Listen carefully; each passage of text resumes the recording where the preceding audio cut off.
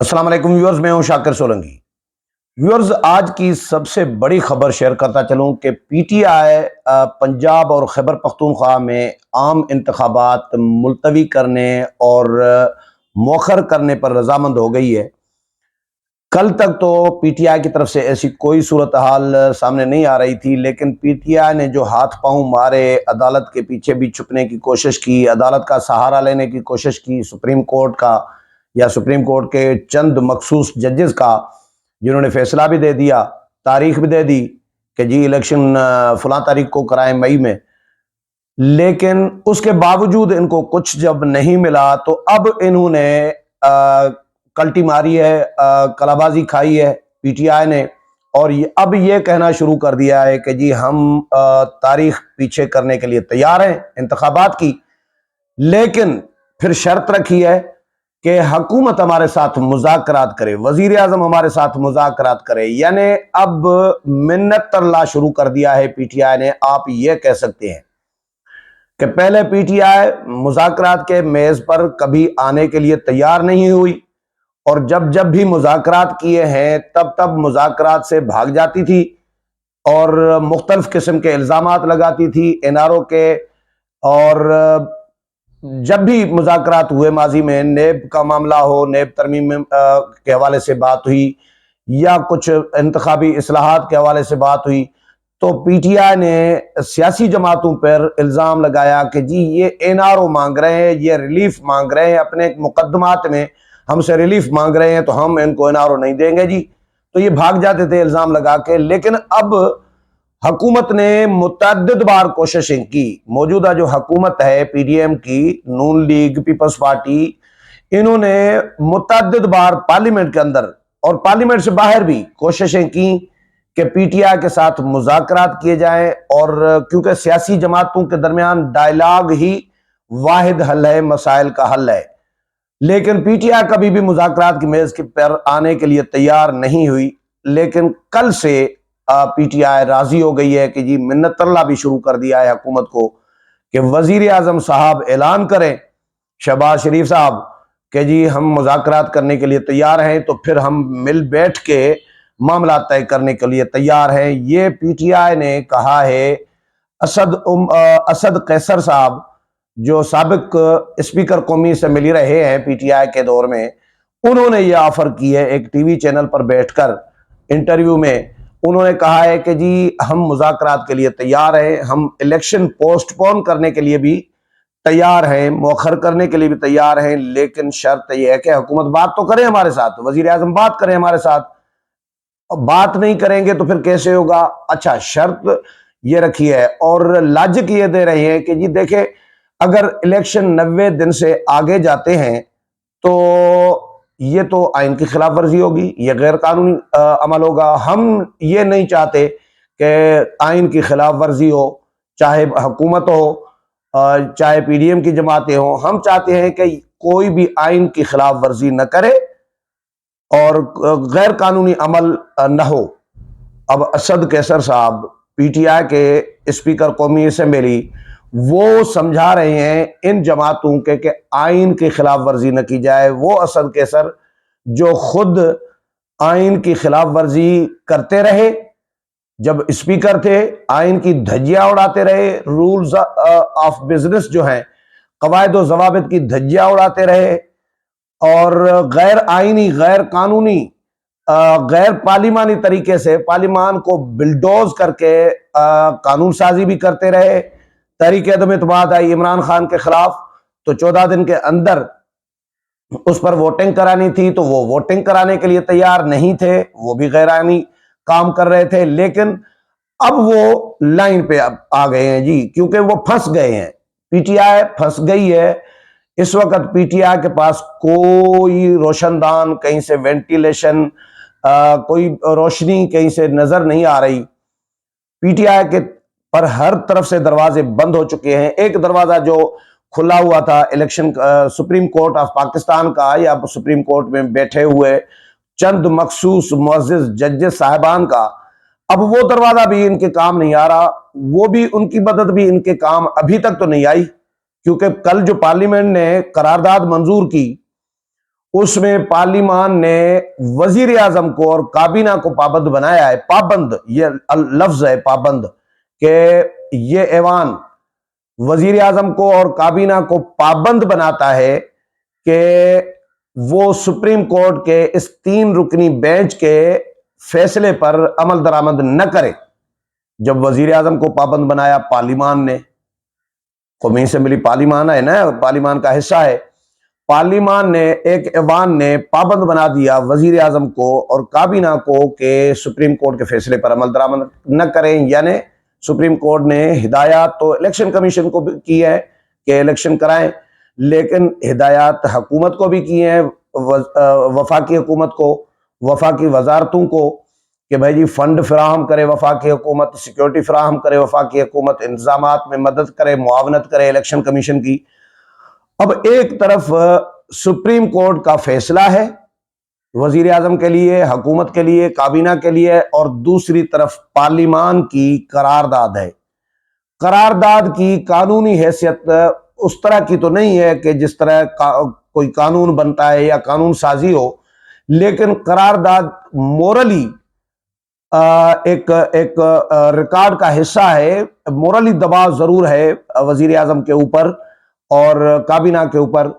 तो वजीर आजम अब इम्तिहान में इसमें होंगे यकीनी तौर पर कि भाई सुप्रीम कोर्ट नायल भी कर सकती है, किसी को भी कुर्बान कर सकती है, किसी की भी कुर्बानी हो सकती है। वजीर आजम के लिए भी कहा जा रहा है कि हो सकता है अमल दरामद न करने की वजह से supreme court of Pakistan chief justice साहब, जो इस वक्त जिनके लिए बारे में तस्र आम हो चुका है कि वो पार्टी बन चुके हैं, वो जानिबदार हैं, वो इमरान खान के हामी हैं, और उनके 2 साथी जजेस भी जिन पर रेफरेंस भी एक के खिलाफ आया है, मज़ाहिर नकवी के खिलाफ, तो एजाजुल हसन भी मुतनाज़ा हैं, मज़ाहिर नकवी साहब भी मुतनाज़ा हैं, चीफ जस्टिस खुद मुतनाज़ा हैं। जजेस ने अपने ही सुप्रीम कोर्ट के मोस्ट सीनियर जजेस ने इनके खिलाफ फैसले दिए हैं।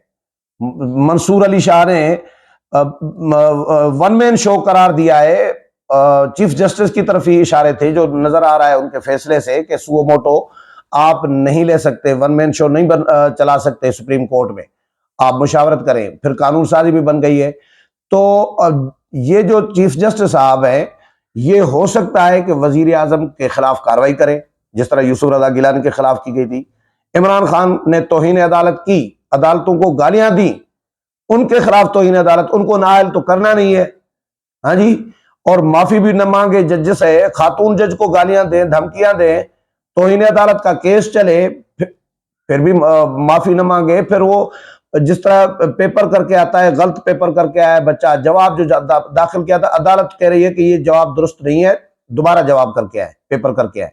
ये इस तरह सहूलतकारी अदालतों की तरफ से हाई कोर्ट में बैठे मुख्तलिफ जज हों, मखसूस जजेस साहिबान, या सुप्रीम कोर्ट में बैठे हुए मुअज़्ज़िज़ जजेस साहिबान, ये इमरान खान की इस तरह सहूलतकारी करते रहे हैं। तो इमरान खान को तो नाअहल करेंगे नहीं, न करना था इनको। लेकिन नाअहली सिर्फ पीपल्स पार्टी के लिए है, नाअहली सिर्फ नून लीग के लिए है, नाअहली पीटीआई के लिए नहीं है, इमरान खान के लिए नहीं है। तो हो सकता है वजीर आजम के खिलाफ कार्रवाई करे, या हो सकता है वजीर खजाना को भी उड़ा लें, या हो सकता है वजीर दाखिला के खिलाफ कार्रवाई करें, क्योंकि सिक्योरिटी अगर वो फराहम नहीं कर रहे, हो सकता है तीनों को फारिग कर दें कि भाई सिक्योरिटी क्यों नहीं फराहम कर रहे, फंड्स क्यों नहीं फराहम कर रहे, वजीर आजम जिम्मेदार हैं। इस तरह का कोई भी जवाब निकाल सकते हैं, क्योंकि ये जज साहिबान जो है एक ही आर्टिकल की 2 तशरीहें कर सकते हैं।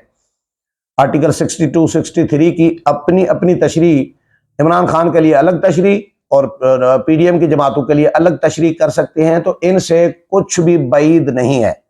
ये किसी के खिलाफ भी कोई भी जवाब बना के कार्रवाई कर सकते हैं।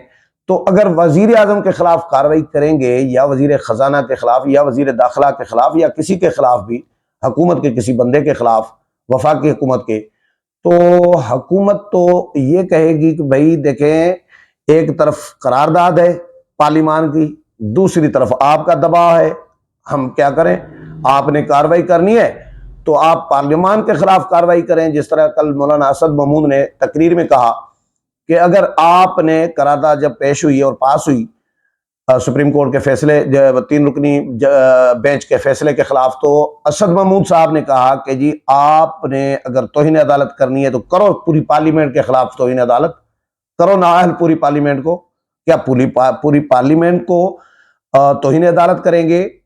हैं जो जो लाखों लोग, लाखों वोट लेकर आए हैं एक एक रुकने कौमी असेंबली, तो ये करोड़ों अवाम के नुमाइंदों को सुप्रीम कोर्ट सारों को नाअहल करेगी, तो फिर ये निज़ाम कैसे चलेगा, ये मुल्क कैसे चलेगा? अगर सारे नाअहल हो गए तो ये तो फिर तो मुल्क तो नहीं बचेगा ना, सीधी सी बात है। तो ये जज साहबान करना क्या चाह रहे हैं, इनका कुछ पता नहीं चल रहा। उनका टारगेट क्या है, हदफ क्या है और मकासद क्या है।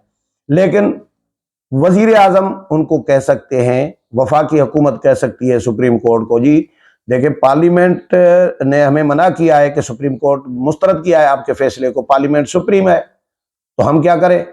इलेक्शन कमीशन कहेगा कि जी वफाकी हुकूमत हमारे खिलाफ कार्रवाई कैसे कर सकते हैं, हम तो तैयार हैं, आपका शेड्यूल दिया हुआ शेड्यूल हमने जारी किया। इलेक्शन कमीशन ने एक गलती की है, चीफ इलेक्शन कमिश्नर ने, मेरे ख्याल में, क्योंकि वो अगर ये लिख देते ना, जब शेड्यूल जारी किया, सुप्रीम कोर्ट से फैसला आया जिसमें सुप्रीम कोर्ट ने शेड्यूल दिया है कि फलां तारीख को इलेक्शन कराएं, फलां तारीख को कागजात नामजदगी, और ये सारा शेड्यूल उन्होंने दिया है, वही शेड्यूल इलेक्शन कमीशन ने दूसरे दिन अपनी तरफ से जारी कर दिया। चीफ इलेक्शन कमिश्नर को, इलेक्शन कमीशन को चाहिए तो ये था कि वो इस शेड्यूल को, जो सुप्रीम कोर्ट वाला शेड्यूल जारी कर रहे थे, उसमें नीचे एंड में ब्रैकेट में एक जुमला लिख देते, सिर्फ काफी था कि ये नोट लिख देते कि नोट, ये schedule supreme court of Pakistan ने जारी किया है, उनकी जानिब से दिया गया है, जो हम जारी कर रहे हैं। ये इस तरह का कोई एक नोट सिर्फ लिख देते ना, ये रिकॉर्ड का हिस्सा बन जाता, यही काफी था मेरा ख्याल है। क्योंकि सुप्रीम कोर्ट का काम ही नहीं है शेड्यूल देना, सुप्रीम कोर्ट का काम ही नहीं है इलेक्शन कराना।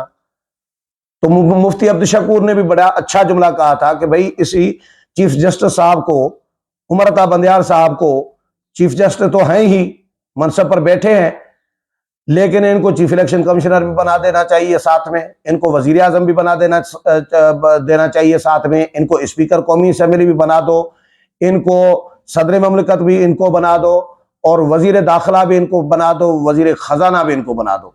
तो सारे काम क्योंकि इन्होंने पकड़े हुए हैं, अपने हाथ में रखे हुए हैं, तो सारे ओहदे फिर अपने पास रखें। तो ये वन मैन शो ही चल रहा है। जिस तरह मंसूर अली शाह ने, मुअज़्ज़ज़ जज ने कहा है अपने फैसले में कि सुओ मोटो सुप्रीम कोर्ट में तो चला रहे हैं वन मैन शो, लेकिन पूरे मुल्क में वो वन मैन शो चला रहे हैं, तो फिर आर्मी चीफ भी आप बन जाए चीफ जस्टिस साहब।